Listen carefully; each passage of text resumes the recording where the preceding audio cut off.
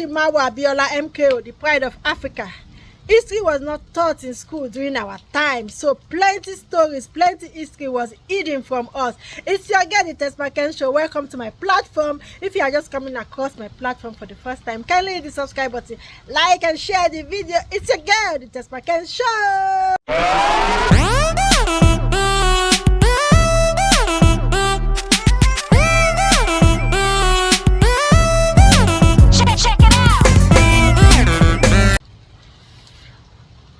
Welcome back. It's your girl, the Tesmaken Show. If you are just watching my show for the first time, good morning, good afternoon, good evening, wherever you are watching from. As you all know, history was not taught, so we didn't know much about history. We only knew what we were told. Abiola, the philanthropist, the good-hearted man, the wide heart, that is all we knew about Abiola. But today, we are hearing something else concerning Abiola. We keep hearing this music, International Tif, as recorded by Fela.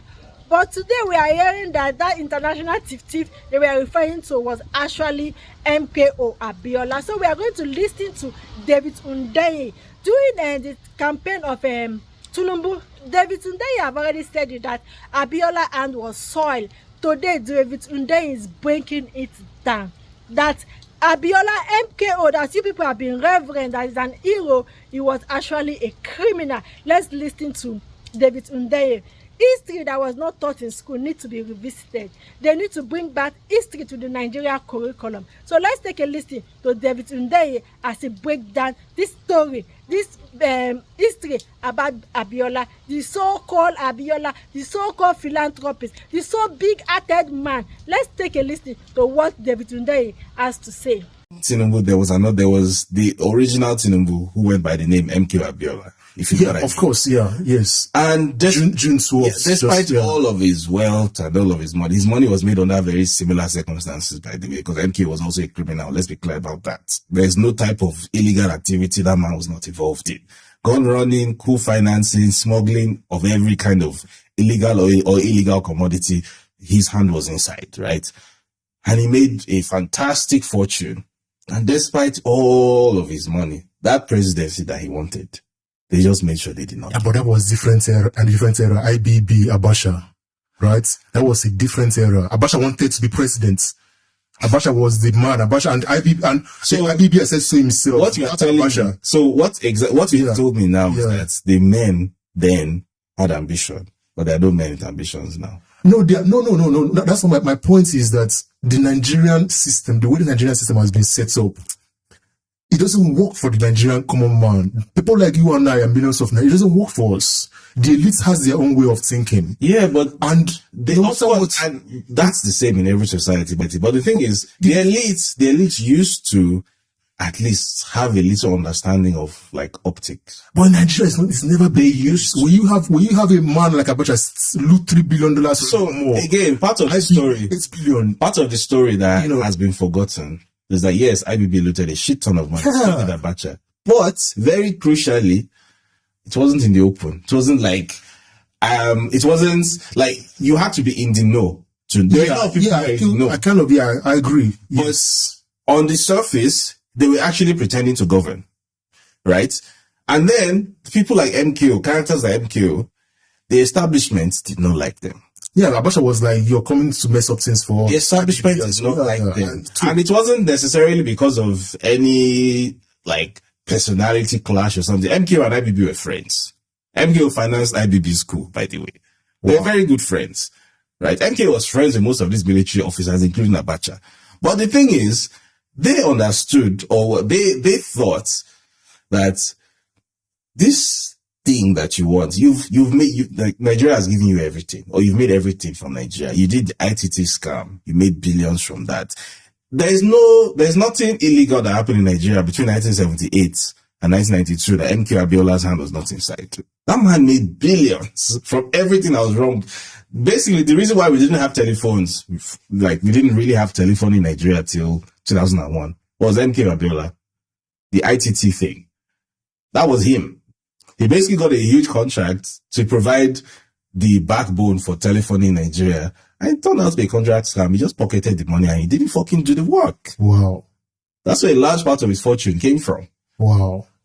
You know, so in their mind, they were like, we have, and obviously the military was in power when all of this happened. Yeah. So they knew, like, he was their friend. They shared the money together. So they knew that you are a crook, right? We are also crooks, but in addition to being crooks, we are also pretending to be statesmen. There's nothing statesman-like about you. You're just a crook. That's it. That's all you are. You are literally just a criminal. There's nothing else to be said about you. We don't want you here. And that's not necessarily because, they loved Nigeria, they respected Nigeria, but it's just that sense of pride that this one, we won't give you. So I genuinely felt that there was still that institutional memory within Nigerian security architecture that they will look at someone like Tinubu and they'll be like, this one, everything else you've eaten Lagos, you put it inside your mouth. Like the largest sub-national economy in Nigeria, you put it in your mouth. Everything there, you take a cut. Everything that happens in Lagos, you take a cut out of it.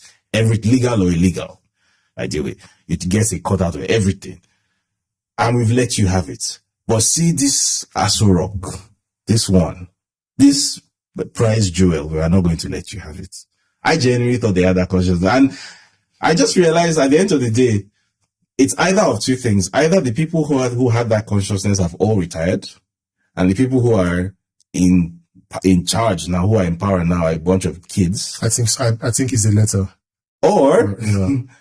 Or this man just is able to wield so much money and so much international support and influence, specifically from the US government, the State Department. I'm going to come to that next. That basically it doesn't even matter what people want or don't want within, which for me is a much worse possibility, because that would mean essentially that Nigeria is being ruled by an external power.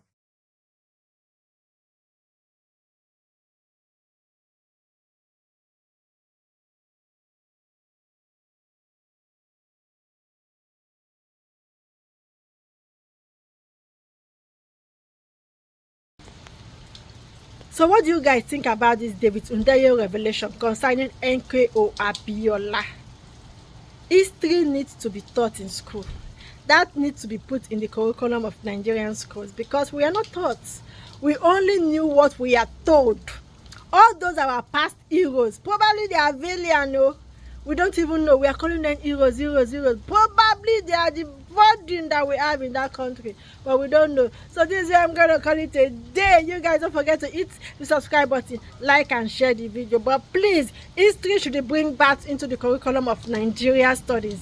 We don't know anything. We only knew what we are told. And it's like all we are told was all lies. All those we thought we are heroes are not heroes. Bye.